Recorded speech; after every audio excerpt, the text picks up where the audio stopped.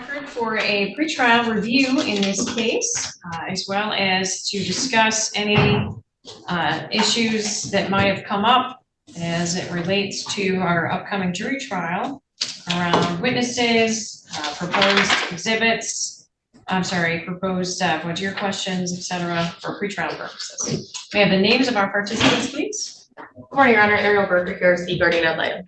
Ms. Sasha Thomas, counsel for the department, co-counsel for the department. Good morning, Your Honor. William Amadeo, P76194, co-counsel for the department.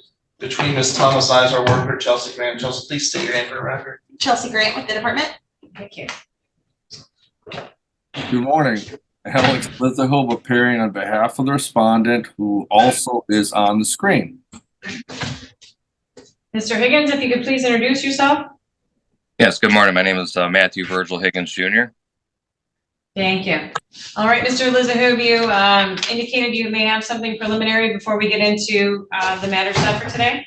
Yes, Judge, I filed a response this morning to the petitioner's proposed jury instructions, voir dire questions, and verdict form. Essentially, I've streamlined the issues only to 2 items. I'm withdrawing any objection to the other proposed jury instructions posited by the petitioners, as well as the proposed amended 97.49 and the proposed standard of proof jury instructions. So what I wanted to tell the court, I just wanted to focus on the things that we had an issue with, which are left with 2 things, essentially. And I wanted to say that up front, Your Honor, just to streamline today's proceedings.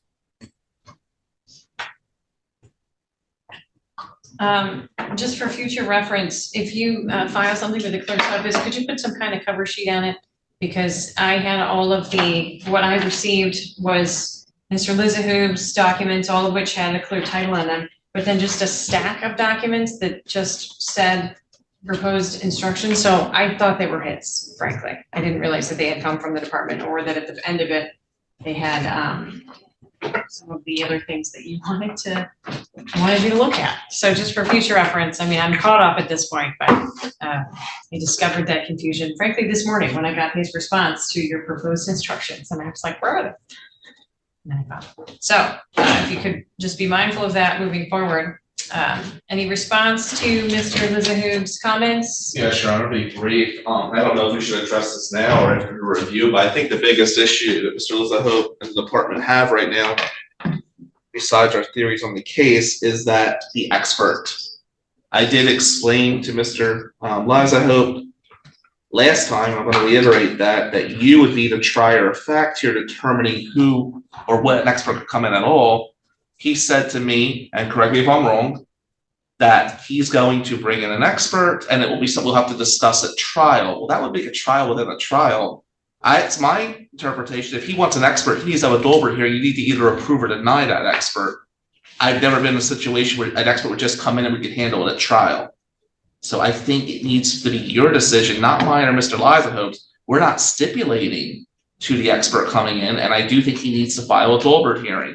And just for purely appellate reasons, if he's going to want to bring an expert in, I suggest we get a date for a Daubert hearing. That's where I stand. I think that's the biggest issue of my concern today. On that issue, Mr. Lizzahobe? Thank you, Your Honor. A Daubert hearing is the trial judge's evaluation of whether or not an expert's testimony and evidence are admissible. Daubert hearings occur when the validity of an expert's testimony is challenged due to the methodology used to form their opinion. Daubert hearings are conducted out of the jury's presence and are usually based on a motion in limine, which occurs before the trial begins. As this court knows, motions in limine are filed by the person objecting to the proposed evidence to exclude and or limit such evidence. Daubert hearings are not required for a determination that dictates whether expert testimony will be excluded or admitted. Any method of review is permitted so long as the court performs an evaluation with a sufficient record for appellate review and articulates the reasons for its decisions. I have 3 cases here, Your Honor, that I'm going to cite. One is Nelson versus American Sterilizer Company, 212 Mishap 589. It's a 1995 case. Got another case here, Chapin, CHAPIN versus A&L Parts, Inc.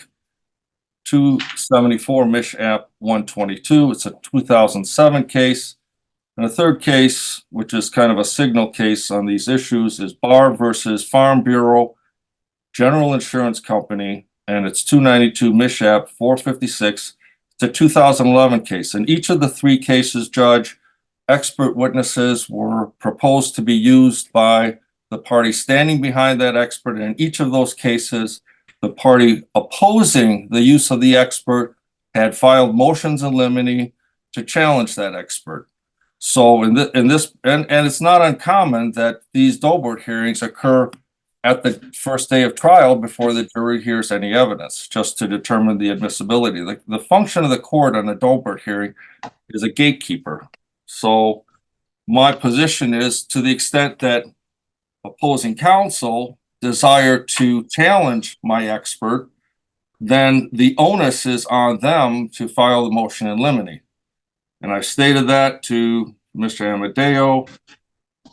Another factor, Judge, I just want you to be apprised of is my expert has indicated he's going to review his papers that I've given him for his testimony the week before his testimony. And I understand that. It's not uncommon that judges, for example, which get motions for summary and then get a response brief and then a reply, do not look at those documents until the very end. In other words, at one time when all the documents are together.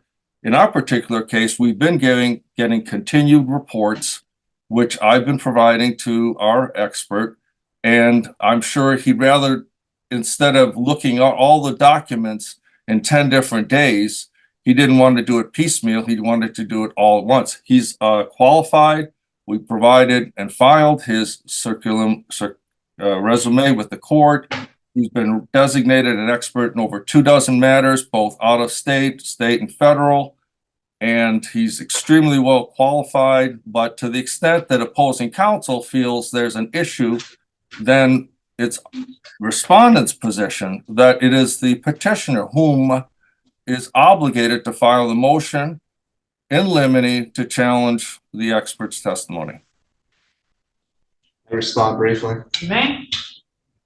I don't think the court has the time to review the cases, but if we're going to drop case names, I'm just going to cite People versus Brian L.E., People versus Damon Warner, People versus Dustin Durbin, People versus Thomas Hernandez. I get about 2,000 more.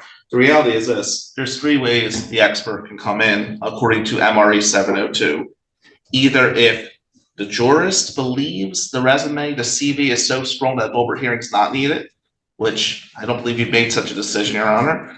Or number two, there's a stipulation, which the department has not stipulated. Or number three, which happens in 95% of these cases, a Daubert hearing needs to be requested by the party making the affirmative argument to bring the expert in.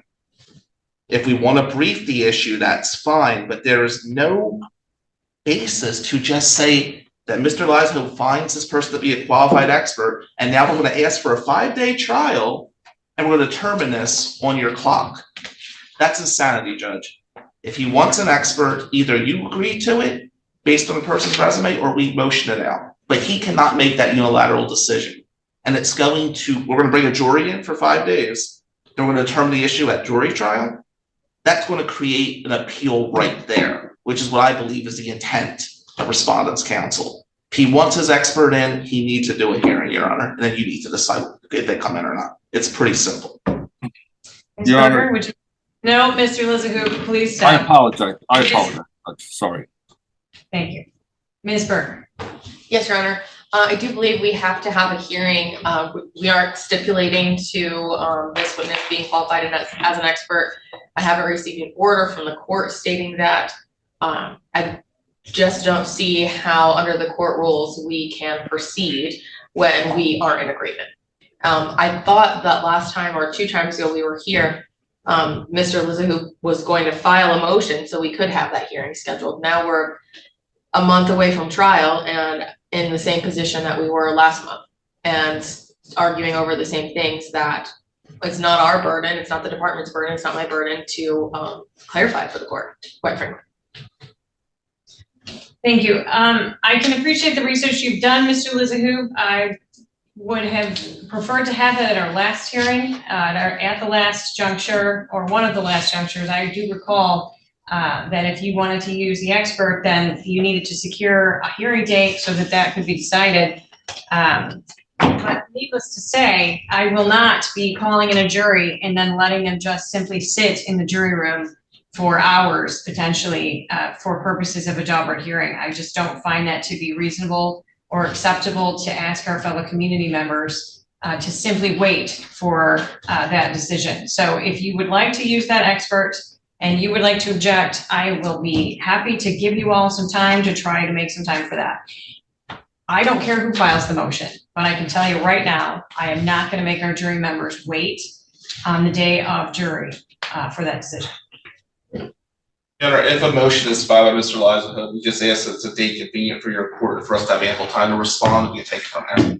I have very limited time available at this point. Does anybody want to venture an estimation of how much time we're going to need for such a hearing?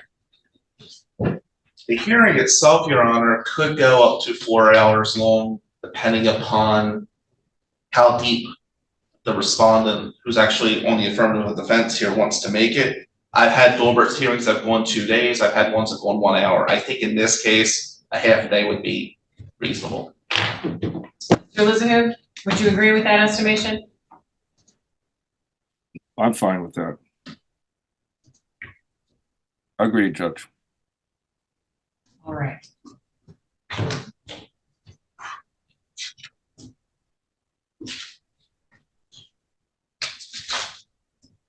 I have approximately enough time on Friday, April 26th, if we started at 11 and came back up for lunch.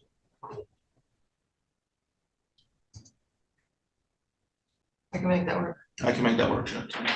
April 26th, Judge? Yes, beginning at 11 a.m. Yeah, that's fine, Judge. Very good. Your Honor, one final thing for record on this issue. I am going to ask that his expert and himself be here in person.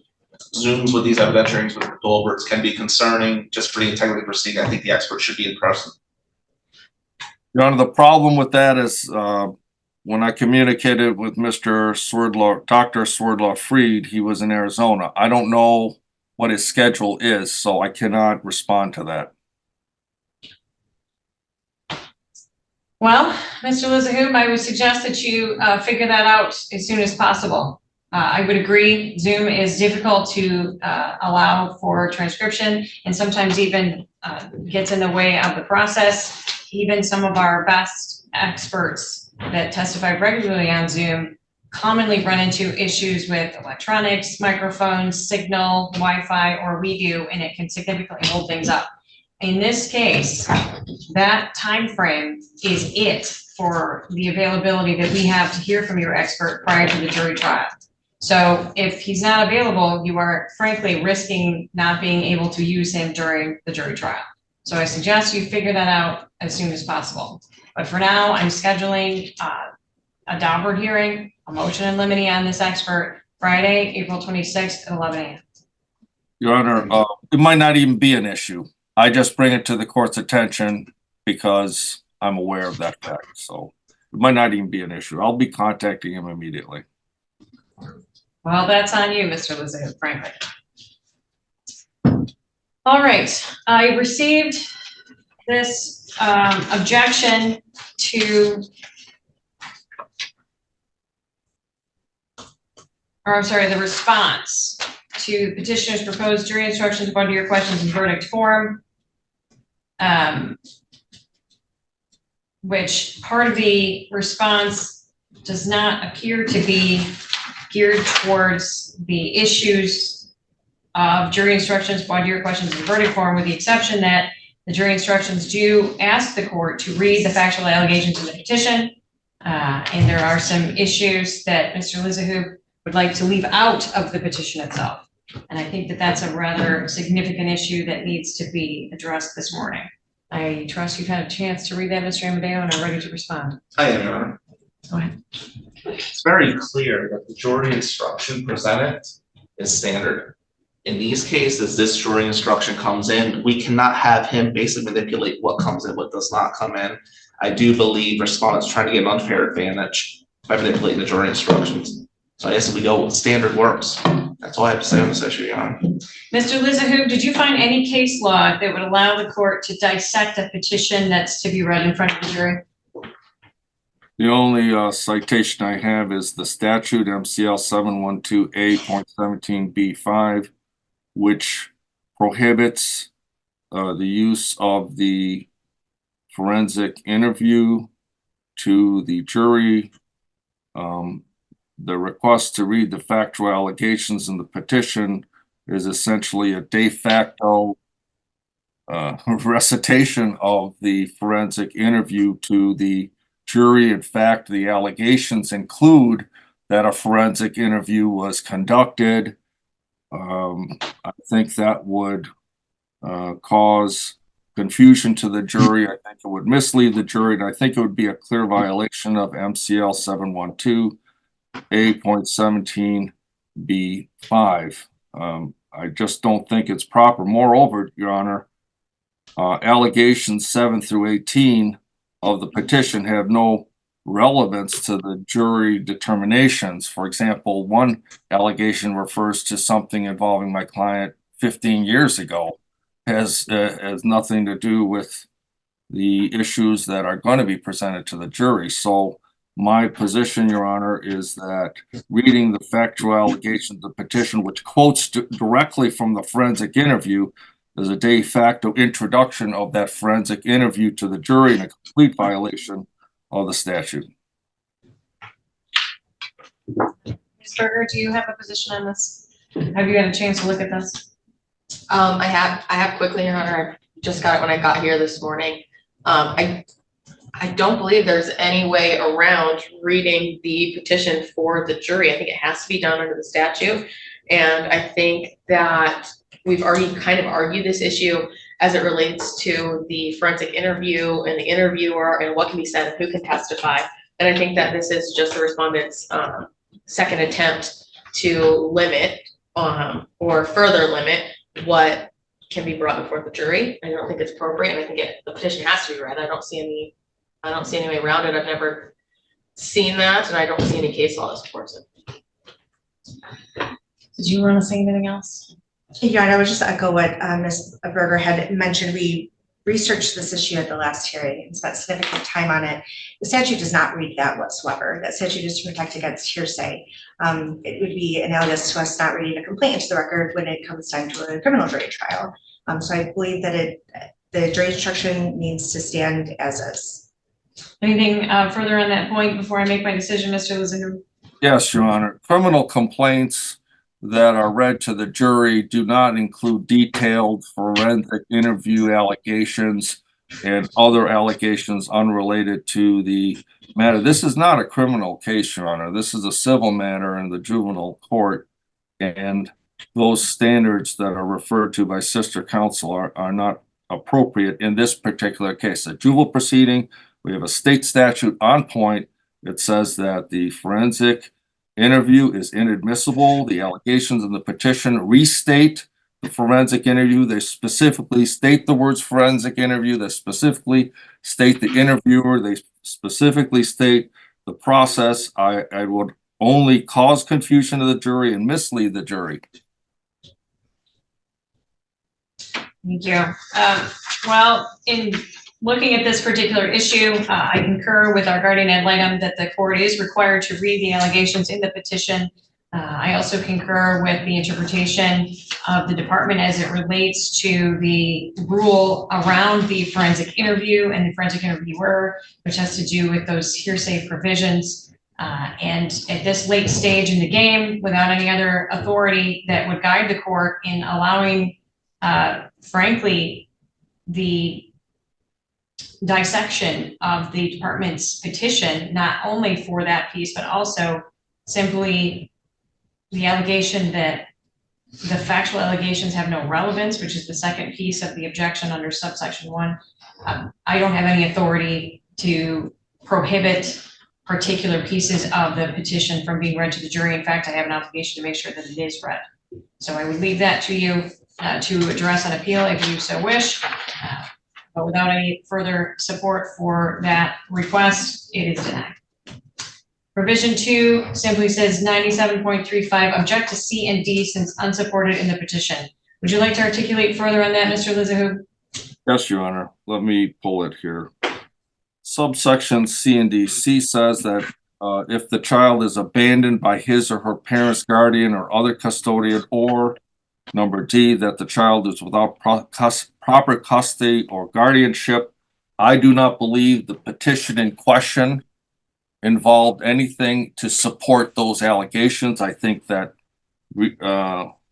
citing those grounds to the jury again would cause confusion and mislead the jury. I believe those subsections specifically should not be read in that particular jury instruction 97.35. Respond. Your Honor, we don't see any confusion, but after speaking to Attorney Thomas, who's the lead on this matter, I believe there's no objection to taking those two out. Would that be accurate? Correct. Yeah, so if he wants them out, he can have them out, Judge. We'll stipulate to it. Any position, Ms. Berger? No, Your Honor. All right, I will then strike C and D on 97.35 by stipulation of the parties. All right, I think that's it for any discussion around the jury instructions or voir dire. Is that accurate, Mr. Lizahoop? That's correct, Your Honor. So, with the exception of the things that I ruled on this morning, I am effectively using the department's documents. Is that accurate to your interpretation, Mr. Lizahoop? Yes, Your Honor. Thank you. That clarifies that. I appreciate it. Any other pretrial issues before we get into the review aspect? Is Miss Higgins logged in, Your Honor? I know she's participating in all these. I don't see her on your Zoom. I don't know if she's like in a waiting room or she actually, I just can't see her. I do have someone logged in as Leanne Higgins. She does not have her video on, and you can't see her up on our camera, on our screen in the courtroom because she doesn't have her camera on, but she does appear to be logged in. Okay.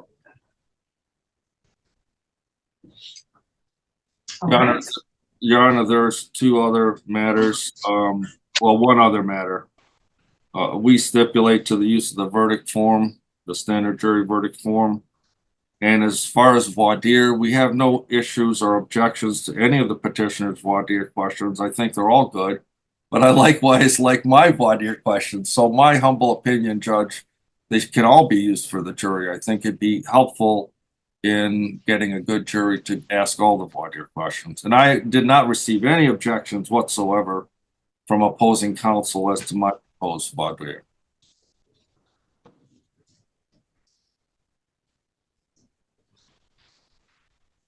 We have no issue with the board there. I got a feeling, Judge. I've been in a jury trial for you before we're going to decide if you thought the question was irrelevant or not.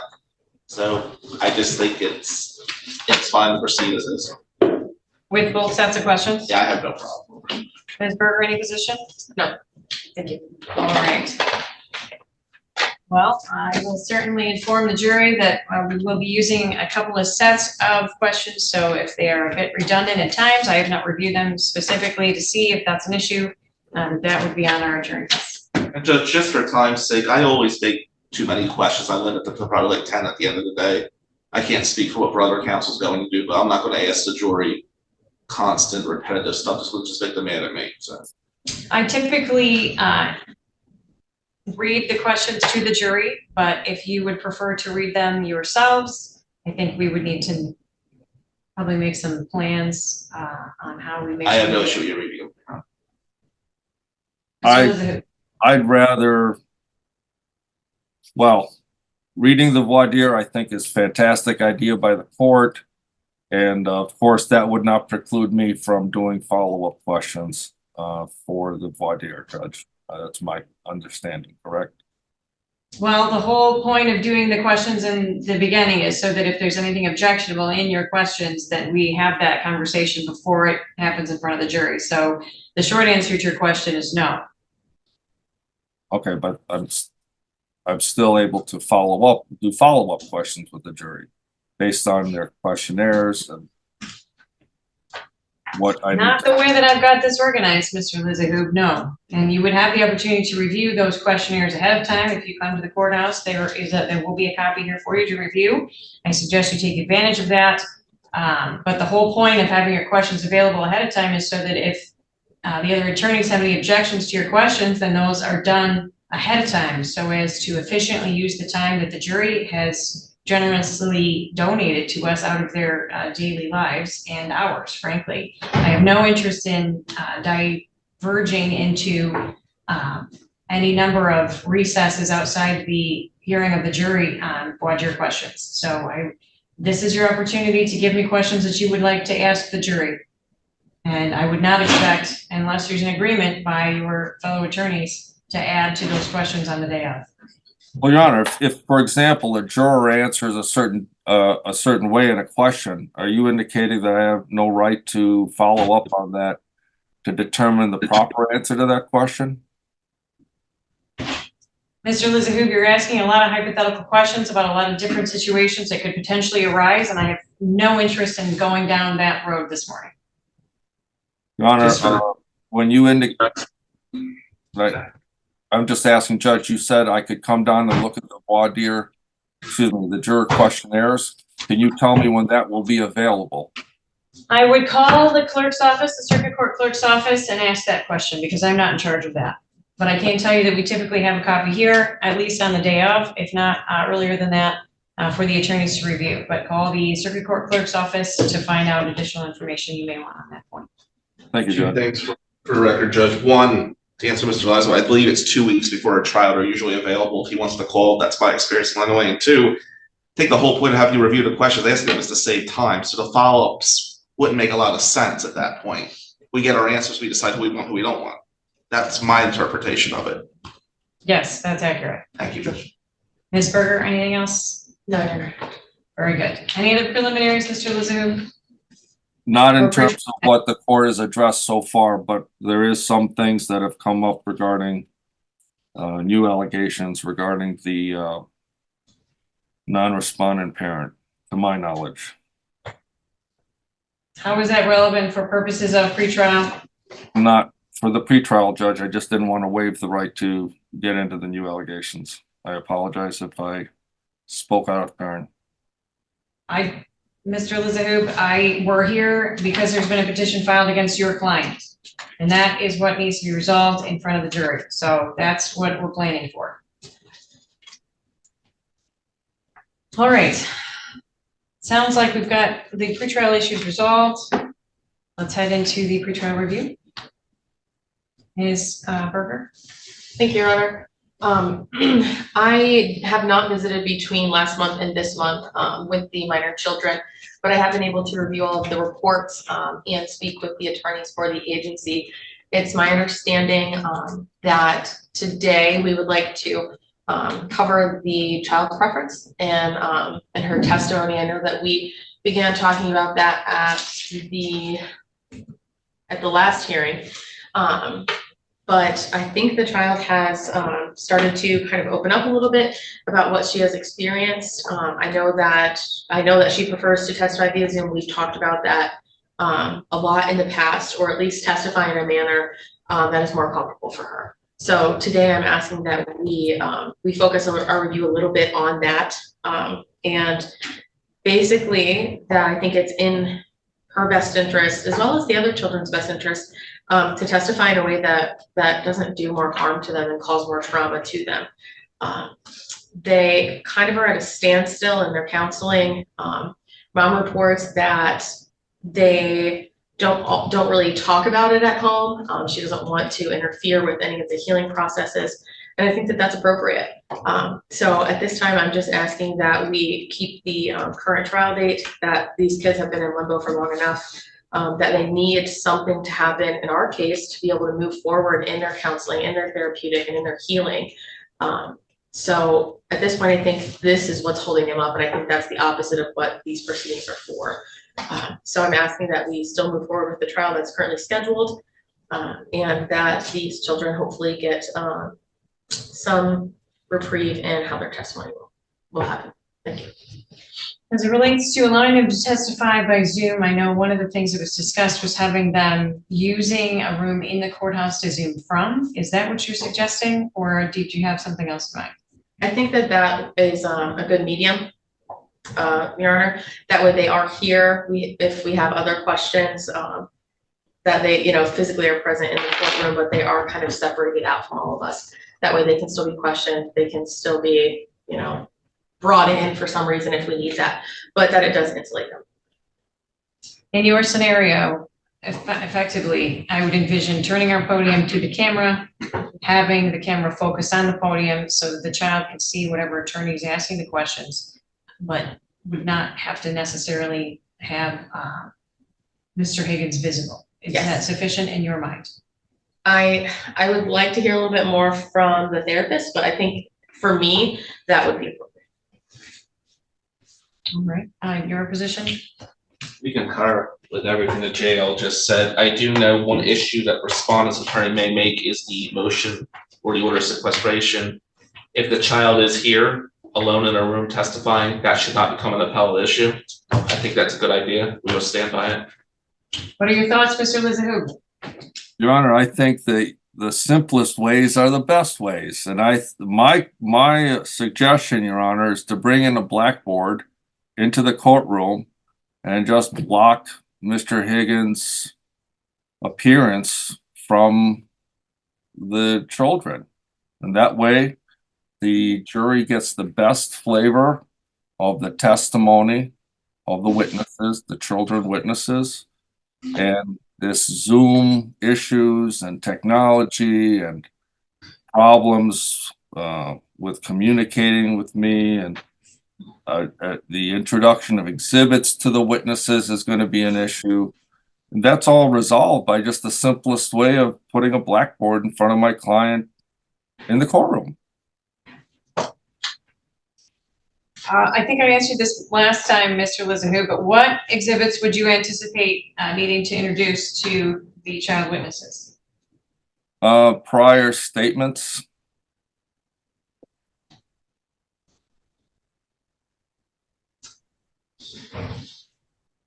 I don't have prior statements as listed on your exhibit list. Are there depositions or something that you're gonna need to? For example, has texted to the grandmother that there are no improprieties that occurred between my client and, for example.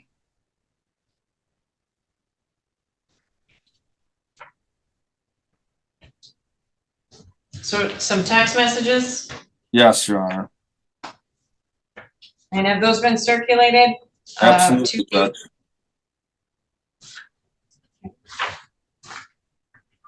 Are there any objections to those text messages such that we could simply allow a copy to be provided to the child to reference during testimony in the event that I decide to allow child testimony from a separate room? Well, I think as far as the text messages go, we would kind of like go premature on that because it sounds like he's going to use them to impeach, but we don't even know what's going to come out. Then there's best evidence rule issues, so we couldn't just stipulate to that. I'm not really sure where he's going with that, Your Honor, to be clear. Maybe you could guide me on that. I'm a little lost on it. Yes, that does seem a bit premature. Are there any other exhibits that you're gonna need to introduce, Mr. Lizahoop, that you're aware of?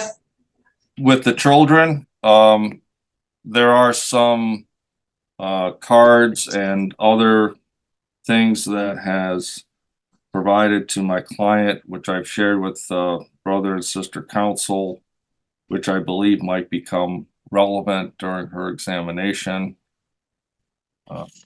If it would be helpful, Judge, I don't have a problem putting those proposed exhibits in a package and circulating them with counsel in terms of what's to be presented potentially to the children, and then we can deal with it on that basis, if that would be helpful. Your Honor, if that's going to happen, I would ask that be done quickly so we could all address everything on the 26th. If we're still on the trial on May 7th. I think just for judicial economy's sake. Maybe there's things we'll stipulate to, I don't know, but this sounds like extrinsic evidence for impeachment purposes as opposed to exhibits you present prior to someone testifying. And based on I cannot intelligently agree or dispute what he's going to do, it's been a lot of hypotheticals here, Judge. Any position, Ms. Byrne? I'm not saying that I would agree or stipulate to any of the proposed exhibits from the respondent. However, if they are deemed admissible and we do use them, I would be able to log into the Zoom room from my laptop sitting here and screen share that exhibit. That way, wherever any of the children are, they can see it right there next to the Zoom screen, which I've done in our other cases. I would just say we would definitely need to know ahead of time. That way we can agree or disagree, and then I can prepare those on my computer since I'm the one asking for the child to be able to testify to me for me. Your thoughts, Mr. Elizabeth? Well, having the GAL do it, I don't think that looks good. I think I might have to have a technician come in and do that. That's fine. So why don't you circulate the proposed exhibits that you think you might have to use, and then we'll address this again when we come back on the 26th. Thank you, Judge.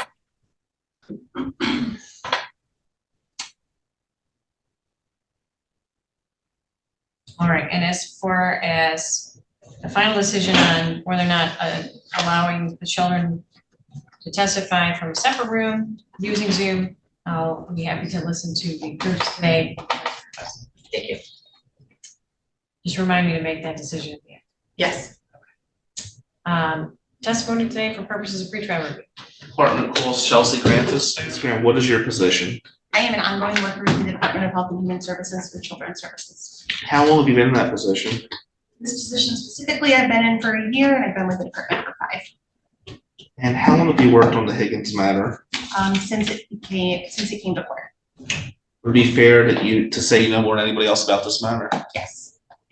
What's the current permanency goal for the children? And is there a concurrent goal? Get reunification with a fit parent. Let's discuss Matthew Higgins' respondent father. Has barriers been rectified that cause the children to come to your care? No. Can you please explain what services, if any, were offered? In talking to Matt, we have talked about doing counseling and those things for him. Right now, he doesn't feel that he really can talk to anybody about things going on, and is just keeping busy with his supports of family and work. Believe the children would be a substantial risk if they were returned to him today? I do. What do you think that risk would be? It would be continued abuse, especially for what she's experienced. On Mr. Higgins' matter, is there any criminal history you're aware of that be relevant to this matter? Related to this matter, I know there's pending. What is pending? There was a investigation completed by Cambridge Township that's was still ongoing and submitted for review of charges. Okay, do you know what those charges might be? Criminal sexual conduct. Okay. Would they be criminal sexual conduct against MH, the minor? As a victim, yes. Who's Leanne Higgins? That is the children's mother. You been in touch with her? I have. Has she been helpful during this process? She has. You've spoken to the children? I have. Have you reviewed their well-being? I have. Is Ms. Higgins being investigated for any criminal matters? No criminal. You submitted a court report for a judge to review? I did. Is there anything specific you wish to center on today from your report? So Did you review the report by Danette Elliott? I did. Okay, can you explain what that report is? Sure. So following the last court hearing, our judge would had requested that I speak with her and talk about what testifying in court would look like for the children and what that would be for their mental health and their well-being. She was able to provide a written response for the court to review based upon her interactions with the children. And do you concur with her report? I do. Has there been any change in the children's placement during the review period? No. What's the current parenting time, if any? There is no parenting time. It is suspended right now with Mr. Higgins being able to submit letters and cards to the children. However, through therapy, they have continued to express that they are not interested in that. Has Leanne Higgins continued to exercise reasonable and prudent parenting skills? Yes. Are there any additional needs you think these children are not being given under the supervision and care of Leanne Higgins? No. Is there anything else you'd like to add for Judge Sala to review? At this point, Your Honor, I have no further question. I'd like the court to admit the court report and supporting documents. Any objection, Mr. Lizahu? No, Your Honor. Ms. Berger? No objections, Your Honor. Thank you. They are received and admitted. Cross-examination, Mr. Lizahu? Yes, Ms. Grant, good morning. Good morning. I'm the attorney for the respondent, and did you meet with the respondent, Matthew Higgins, on March 25th, 2024? I did. Were there discussions regarding the children at that time? Yes. Was it reported to him by you that Leanne Higgins has recently physically abused, striking her and causing bruising? No, I informed him that there was a new allegations and complaint that were being investigated. Okay, what were those new allegations? The allegations were that there was physical abuse in the home from Leanne toward MA. I'm sorry, I didn't hear you clearly.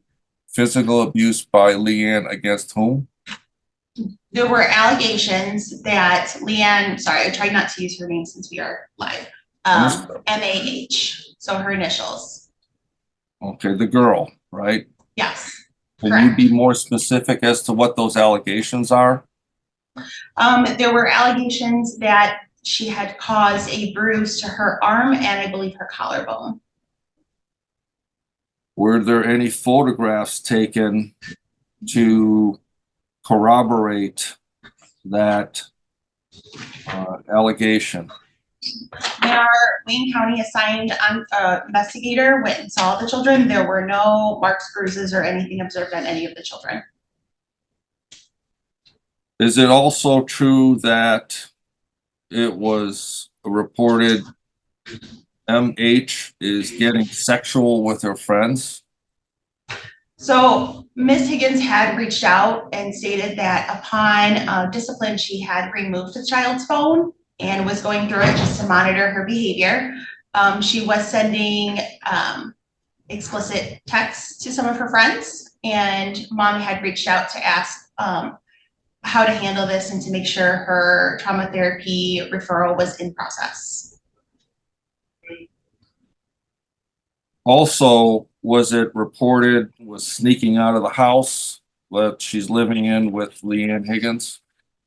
She's not sneaking out of the house, so she would ask permission to go, say, to the local park, but then leaves the local park to go to a friend's house. So she's not being truthful about her whereabouts.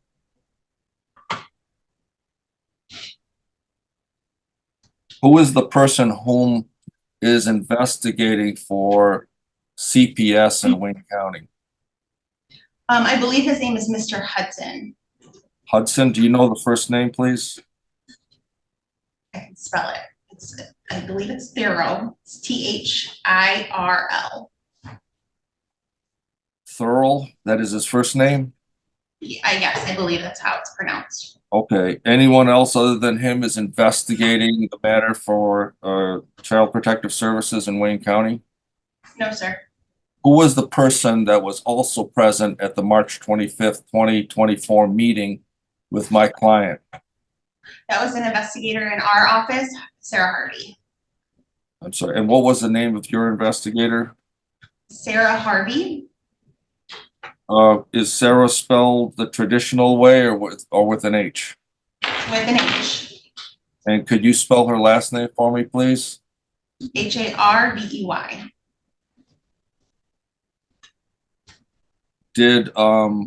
Is it true that you had discussed with my client the possibility of taking the children out of the placement with Leanne Higgins to another relative?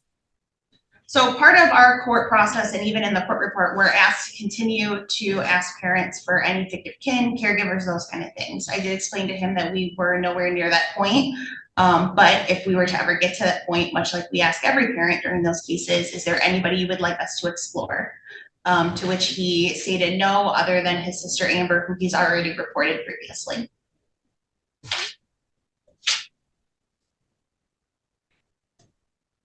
Are you aware that in this case, there's a history of Leanne Higgins severely bruising the children, including MH? I'm aware there's a previous removal, yes. Okay. Does the fact that these new allegations of physical abuse of MH cause you any concern whatsoever, or no? Well, of course, there's always concern. There's an ongoing investigation that is set to be disposed, basically meaning it's going to be either confirmed or unconfirmed by February 5th. I'm sorry, April 5th. My understanding from the worker who is conducting the investigation is that he found no concerns of physical abuse or malicious treatment of the children by their mother. We have started additional services for the children and the mother as well. Were the allegations of the bruising corroborated by the other children? I believe that it might be a better question for him. I know this morning that it was just concerns that there might have been like a slap on the arm, but nothing substantial. When you say slap on the arm, that was today? Did she hit her children today? Is that what you Yeah, asked? that was the question. I didn't understand your answer. I apologize. That's why I followed up. What do you mean? It's a speculation. I'm sorry, I'm gonna object to speculation. I believe he just asked if Leanne Higgins hit her children today. I'm not sure, number one, if that's true or relevant, and how it could not be pure speculation. I think didn't you reform that question? Yes, I did, Your Honor. Okay, could you repeat it for us, please? Okay, I'll just, clean slate. Ms. Grant, you made a reference in your testimony today about a slap on the arm. What do you mean by that? So my understanding from the Wayne County worker is that the children did discuss that mom had taken the children and done like a slap on the arm. It was not hard, and that's how the children described it to him during his initial interview. Okay.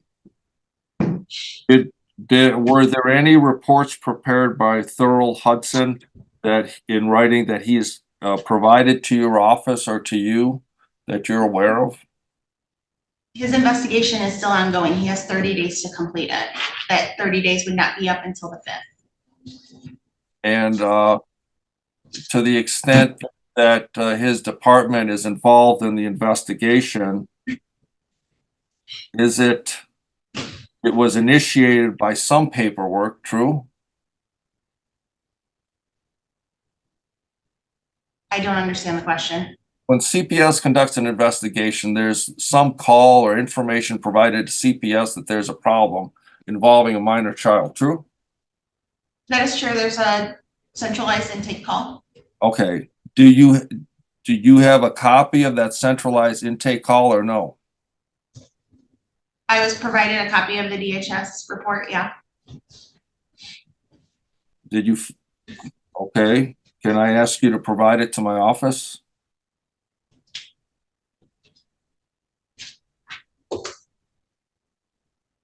I mean, are you asking for me to provide the exact allegations that were called in? Yes. Your Honor, I'm gonna just object to the line of questioning in general. I guess I feel like we've let it go on, but it's so far removed from the issues that case pretrial reviews about the well-being of the children. Ms. Grant has already testified about the ongoing investigation, the report from Mr. Hudson in Wayne County. Also, I think he's asking her to perhaps engage in activity that's not authorized by statute. Our complaints are typically private, and the child protection law reports that the caller, whoever makes a complaint, is also supposed to be anonymous. So I don't believe we can authorize that information. Also, it's not her report to give, and it's not going to be used in our case whatsoever. So I don't believe that this is relevant at this point. Response? No.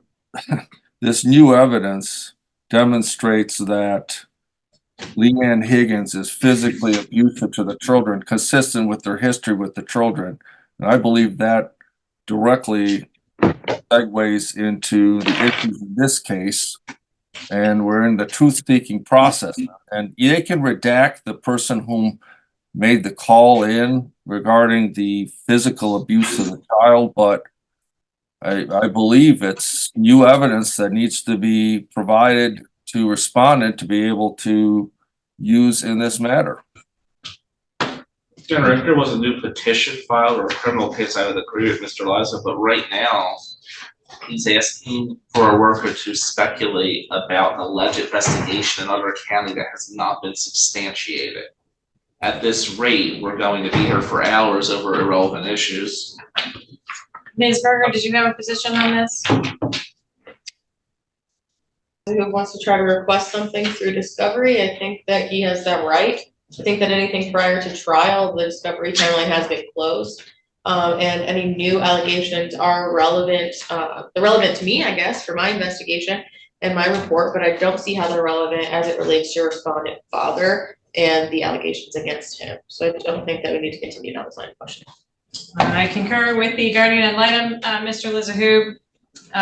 These allegations are still under investigation. We don't know if they're going to be substantiated or not. If you would like to request that information, there are procedures and methods available to you under the law to do that.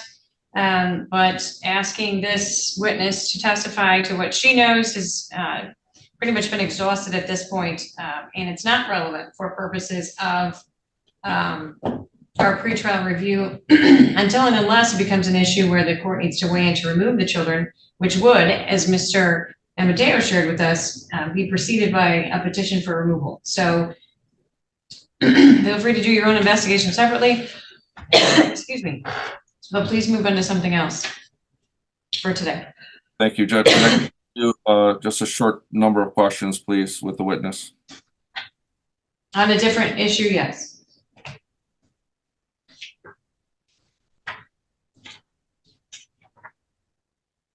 The only I'm going to ask permission to ask this, Your Honor, is what other documents, if any, exist regarding that issue? That was the last question I had, and I needed to. Well, it's not relevant for our purposes today, Mr. Lizahoob. Do you have questions on any other subject area? No. All right. Any questions, Ms. Berger? None, Your Honor. Thank you. Any redirect? Briefly, Your Honor. Ms. Graham, is it true that you've communicated with the investigator in Wayne County? Yes. And based on your communications, what has been determined on Leanne Higgins' case? My understanding is that it is not going to be confirmed. So It would be denied. could it be true that he just didn't finish the paperwork yet? Yeah, he hasn't finished it yet. So be very clear for the record, the allegations against Ms. Higgins have been denied, correct? That is the intention. They will be submitted for denial on the 5th. Thank you. Nothing further. Okay, recross? None. Ms. Berger? No, Your Honor. Thank you. Thank you for your testimony. May you return to your seats. Anyone else you'd like me to hear from? 1 second, Your Honor. Your Honor, I do have one last issue that we need to address today. I submitted. Mr. Lizahoob, please wait until the presentation of witnesses, and then we'll go into any other issues before we conclude. I apologize. I was unaware that there was another witness being called. I'm not sure yet. I'd like to find out the answer to that question. Department rules. All right, do we have her present with us, or is she by Zoom? How will that be? And can we take off YouTube? She is on Zoom Okay. and she is a minor. We can take it off YouTube. I appreciate that. All right, we can continue with an internal recording for purposes of testimony.